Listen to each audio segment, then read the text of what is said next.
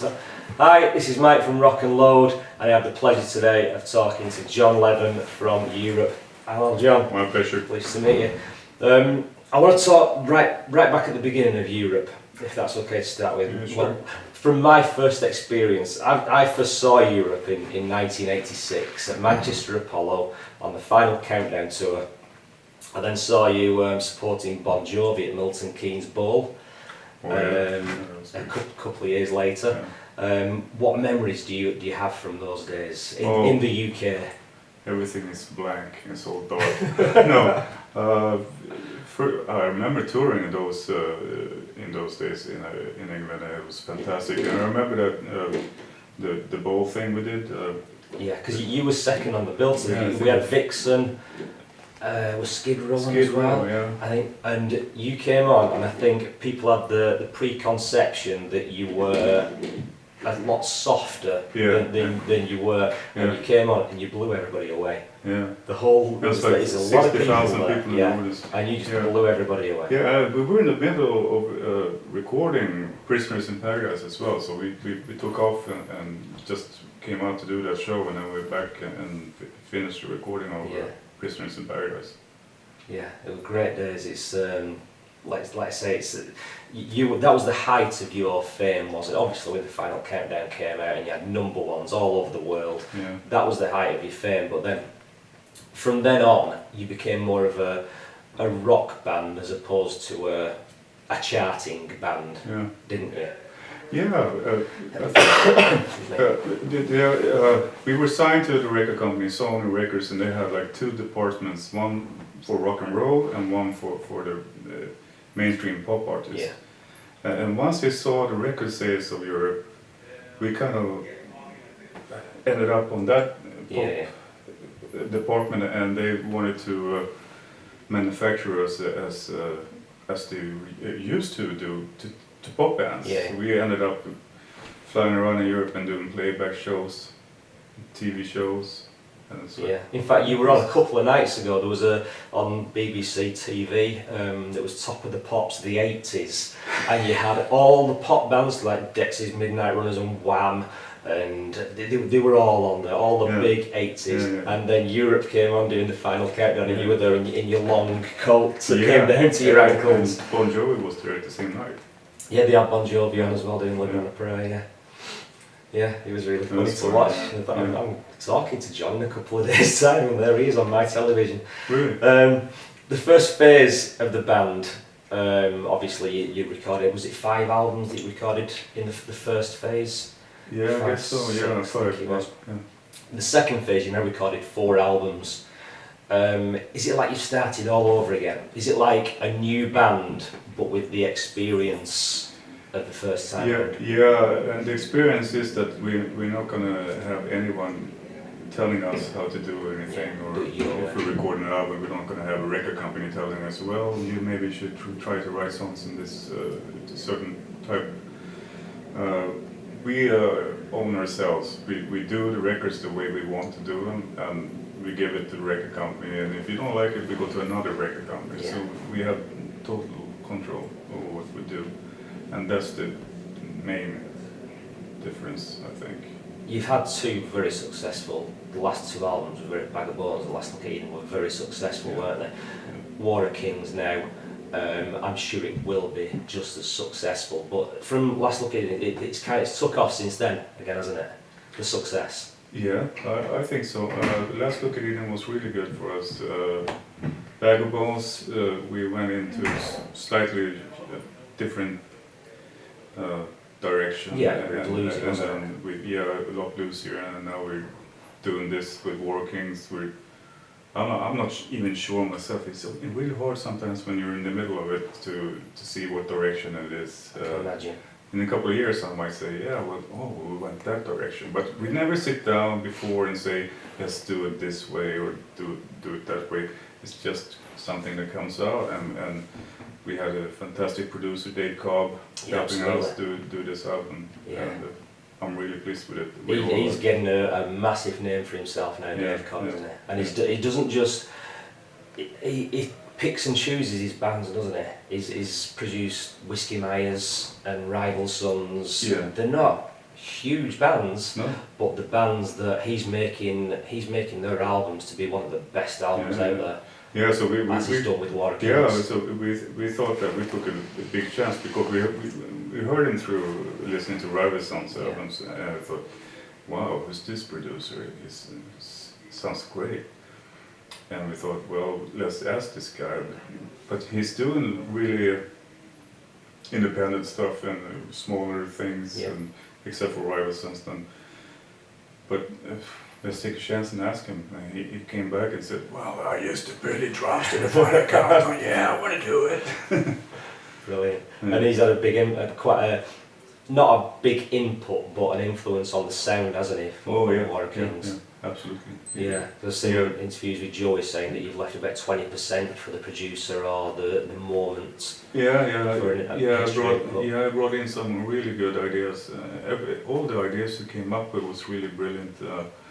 And he's using. Do you know what a mellotron is? Yeah. Yeah, he brought that in and said, "Hey guys," and there's actually a Swedish company that makes the new mellotron. Right. They bought up the whole library of sounds and made a new mellotron. So it must be fun working out the mellotron and everything that's involved. And he knew the mellotron so well. He was also he brought the vibe to the record. He said, I don't want to hear any songs before. Let's go in the studio and have fun.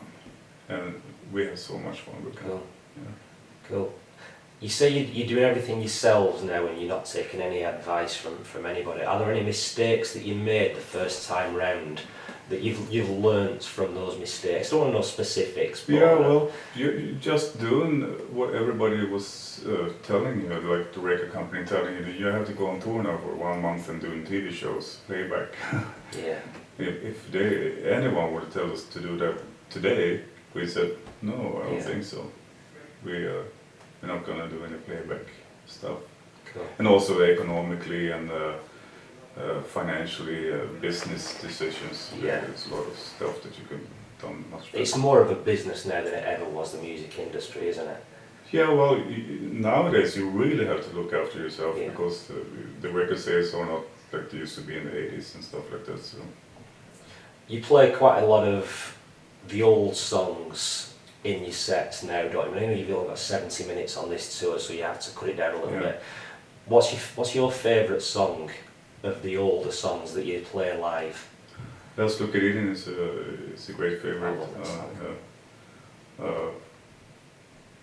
What else do? We do Rock the Night and Final Countdown, we do Superstitious. I love Superstitious, yeah.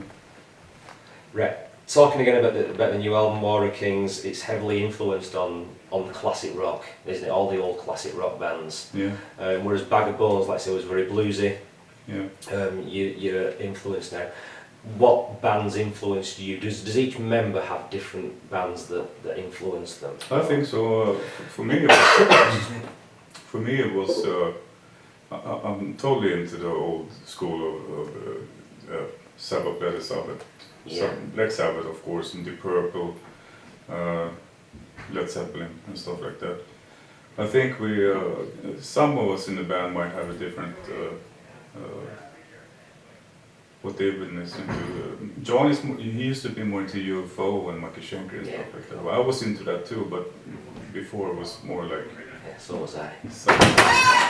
Black Sabbath. Michael Schenker played with you, didn't he, on your Sweden Rock, as well as Scott Gorham. Yeah. And now you're on tour with them. Obviously, I don't know if you have you any plans to do anything else with Michael Schenker? Not right now. No. Because Scott Gorham, did it come? This tour, did it come from? We had the same management. We had the same management. Right. We had the same management. So that's how it's come about. Yeah. The song War of Kings, you started that off, didn't you? It was your riff that started. The whole song is Did you not write? Just riff. Did you write the whole song? Yeah, and Dave and Joey. Right, cool. Because I saw interviews with Joey and said that you came to him with the riff for War of Kings, and it just expanded into War of Kings. And Dave came in with small changes to it and made it really perfect. He made it in the chorus. It's so cool. Yeah. And on the album, it's in two parts, isn't it? The song, you've got the song at the beginning, and then it's like a secret track at the end as well, isn't it? Yeah, it's because we, when we recorded Workings, we just went on and on forever on that riff when it comes to the end. Right. And we had to cut it down because it's the first track and it went on forever. So, but this is so cool, isn't it? Yeah, yeah. We're going crazy over here. So we put it at the end of So that's the reason, yeah, right? Because it was all one song at the start, was it, yeah, right? Yeah. You're going to America soon this year, right? Yeah. For the first time in 10 years? Yeah, I think So it's you're 10 looking years forward to and we're starting off doing the Monsters of Rock cruise Right, yeah. in the Caribbean. That's so, good, so hard work. Can you imagine? Yeah.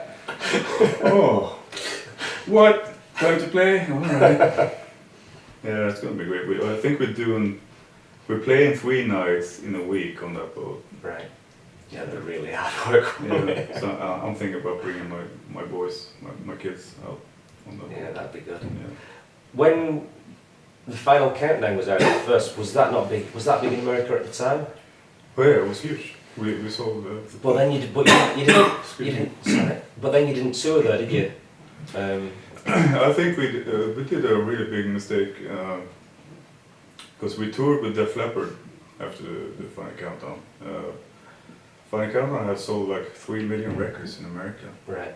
But the management we had then, they had made some kind of deal with somebody else and had us go back to Europe or go back to Sweden. I can't remember. Right. We should have stayed in America and worked it Yeah. much more. So is that what you're going to do now? You're going to concentrate on Yeah, breaking America again? Yeah, we're trying to get back to America. Yeah, it would be great. Well, I should imagine they'll love the new album. I don't even know what kind of music they like in America. Is it rhythm and blues or They rap? like the rock. Yeah. They love the rock. Yeah, a classic rock album like War of Kings. I'm sure they will love it. Yeah. Of the second phase again, the last 4 albums, have they been released in America? I'm not sure. Maybe 1 or 2. Start from the Dark was released, but on a really small label. Well, even Bag of Bones, I'm sure they'll go down well over there. I'm sure you'll make a success of it again over there. Thank you very much then, John. Thank you. It's been a pleasure talking to you. Good luck tonight, good luck with the rest of the tour, All right. and hope to see you again soon. Yeah. Thank you.